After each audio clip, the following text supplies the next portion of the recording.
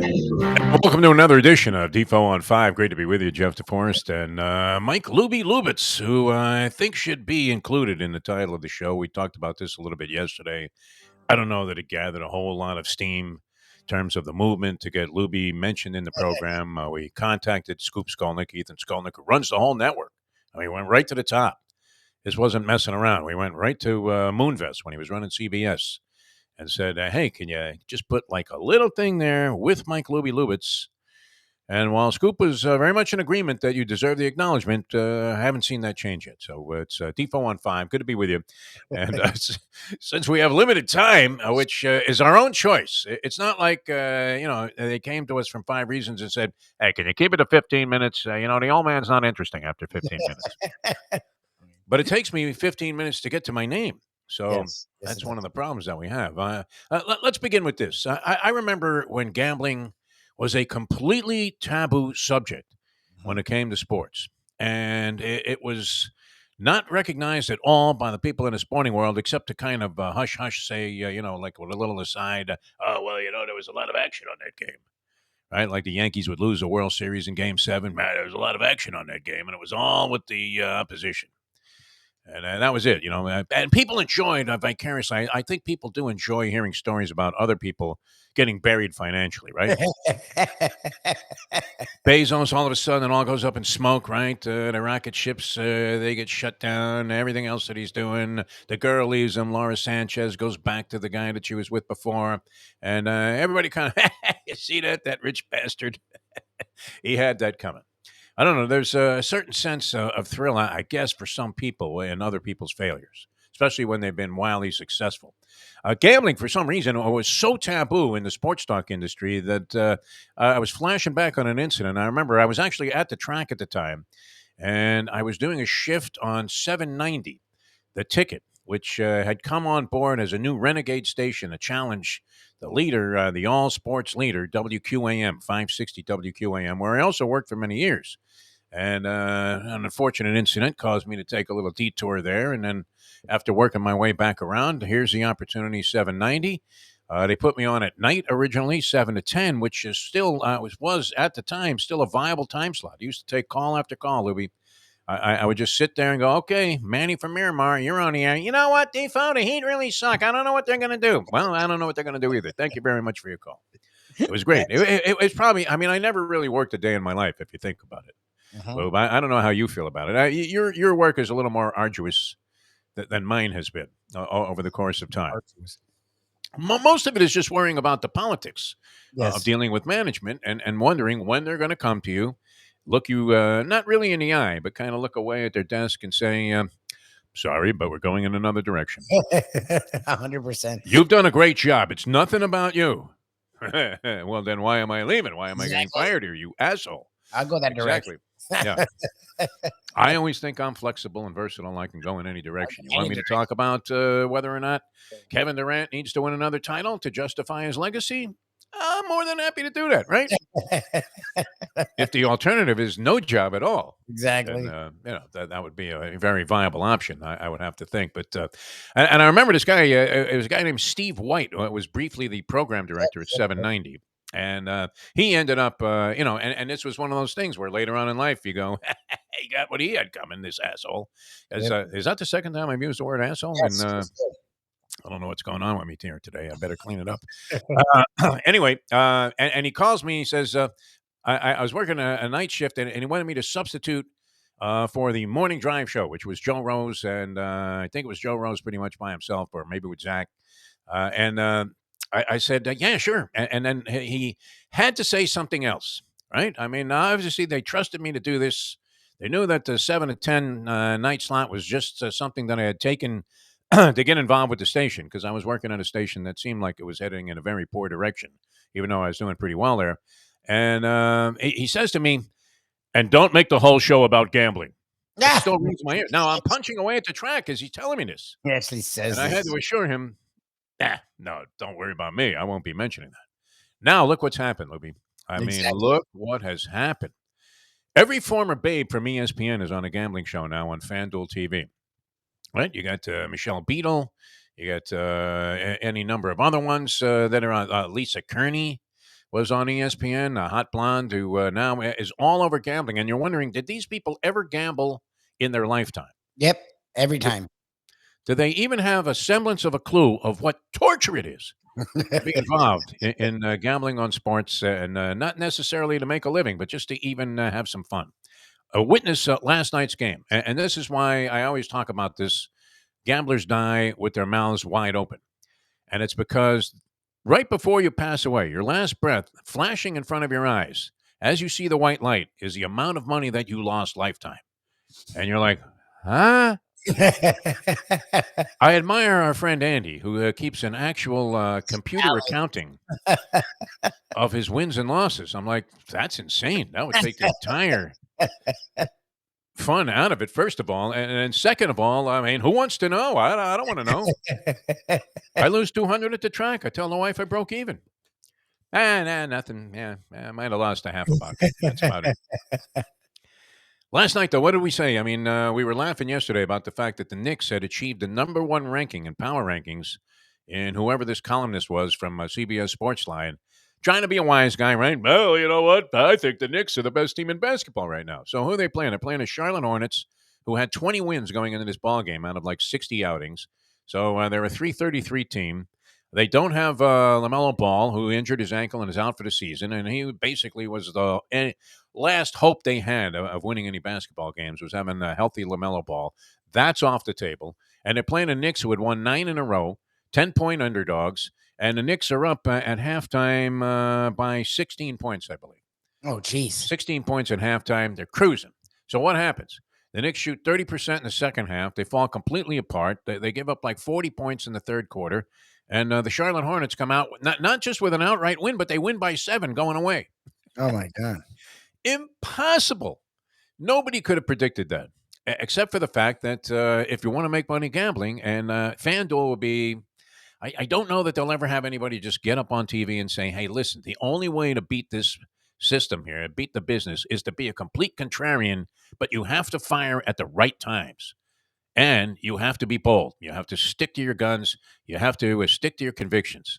Remember when Kemba Walker, I mean, and that still is a pain for a lot of people in my circle of friends because we had a gentleman that was touting UConn to win the Big East tournament and then to win the NCAA tournament that year that Kemba Walker went nuts. And I always loved that. I don't know if that storyline is going to kind of fulfill itself again this year. Don't you like it, Lubie, when there's one guy that kind of comes out of nowhere and carries a team on his back that was unlikely to win the championship? I mean, It happens once in a while, right? Where you see Glenn Rice was kind of that guy, although he was not an unknown commodity. Neither was Kemba Walker, but you didn't expect Glenn Rice, to be as dynamic as he was in the NCAA tournament. Kemba Walker, though, that was a long shot, was it not? They won the Big East tournament as underdogs and then went on and won the NCAA tournament. They rattled off, what was that? What do you have to win? 6 games to win the NCAA tournament? And the Big East tournament, maybe, say, another 5.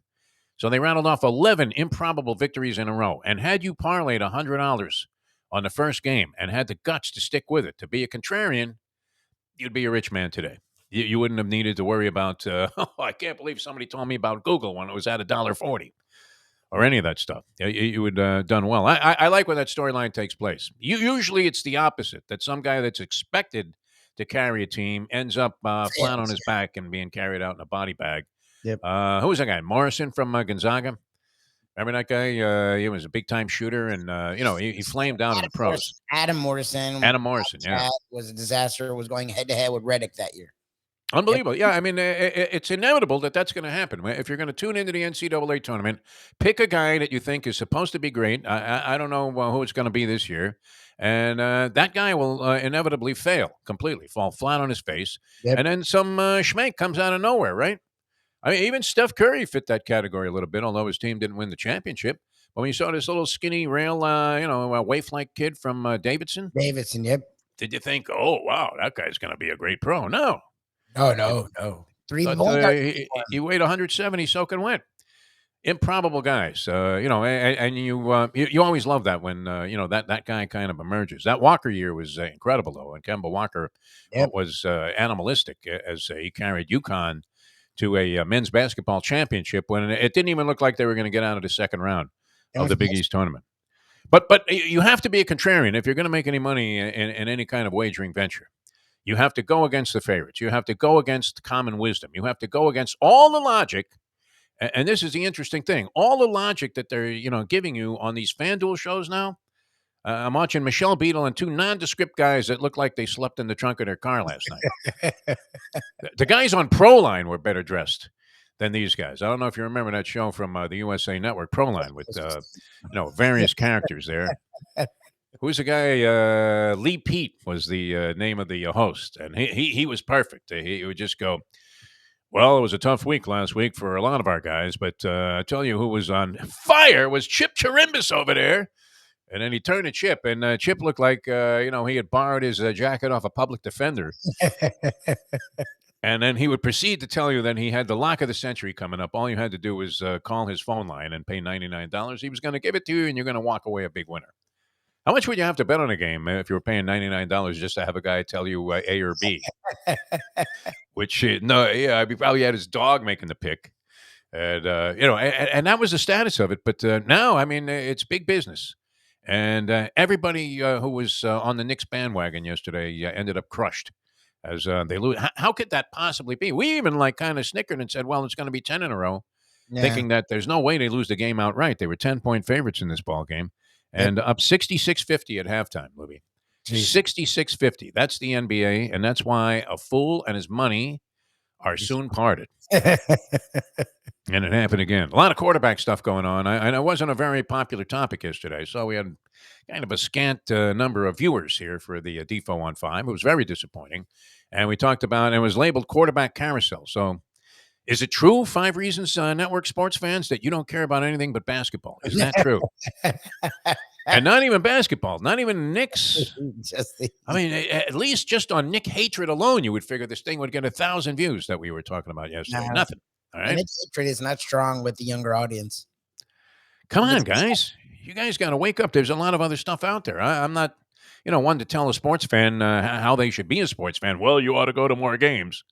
Do whatever you want. I don't care. If you don't like sports, that's fine too. But, then you probably would be an unlikely viewer and listener to this particular program or anything else that was happening on 5 Reasons. But the quarterback thing laid an egg yesterday, Lubie.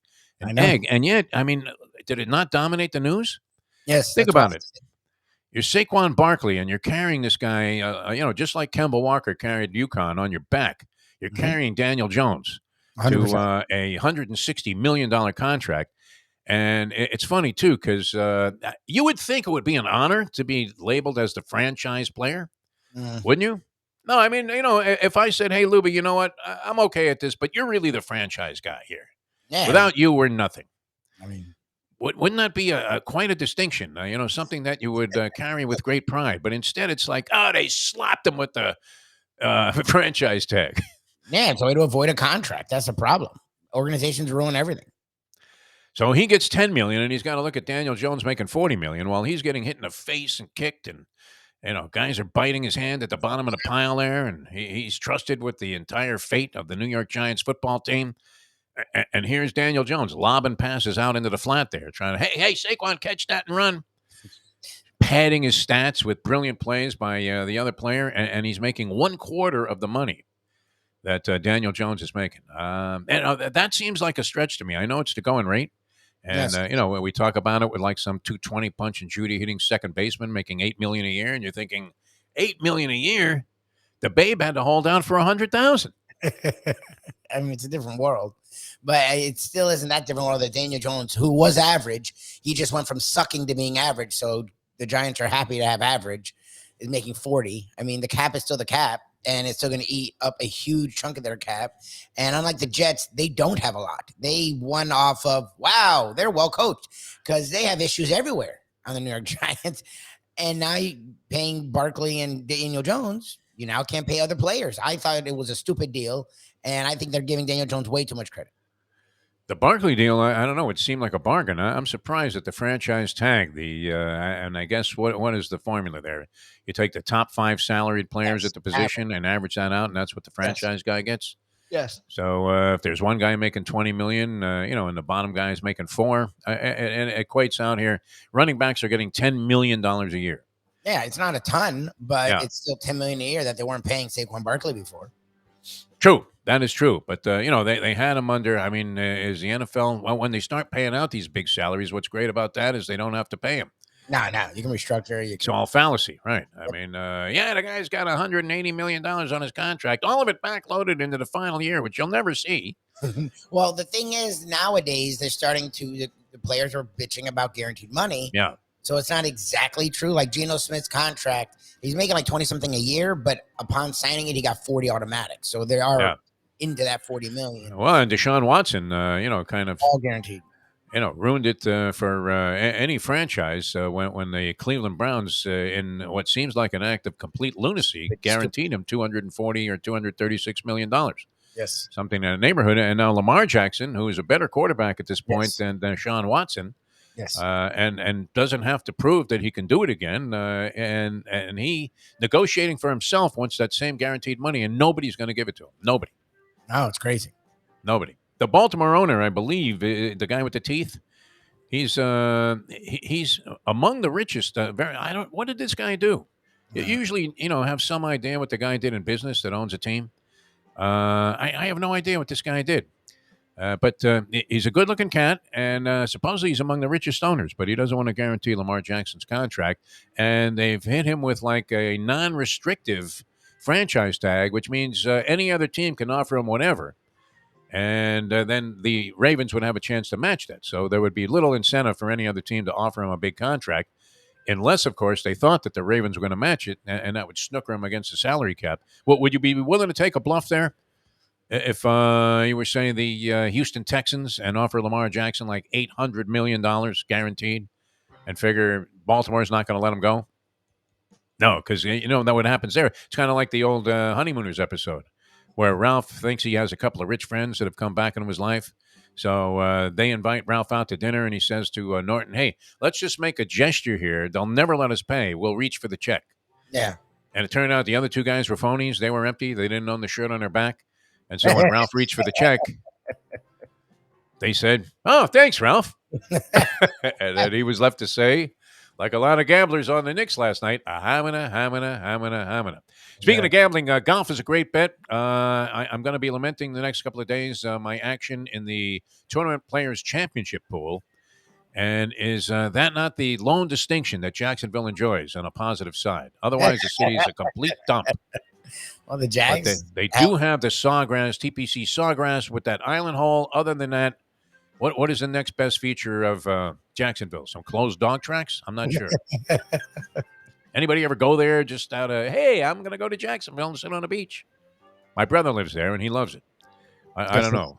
I mean, it's Hicksville, isn't it? I mean, you're one step away from being in Georgia there, getting in the face with a peach. Incredible. All right, we got to run. That's Defo on 5 with Mike Lubie Lubitz. A very distinctive performance here by Lubie. And you can catch us on South Florida Live, 7 to 9, live every morning. The key word there, live. We're going to be doing that. And we're glad you guys are tuning in. We trying to stay away. We're trying to stay away from just talking exclusively about how many minutes Caleb Martin should really be getting. There's plenty of people here doing that. We don't need to. We're trying to bring in some of the other things in the world of sports and outside the world of sports. That's sort of what we do. If you're going to gamble, though, be a contrarian. Go against the grain. Honestly. Don't listen to the pretty girls on FanDuel TV. They are evil. They are like the Asian dealer in blackjack. May as well just say "Foo" from Cambodia right across their chest. Evil. All right, we'll see you tomorrow with the next edition of Defo on 5.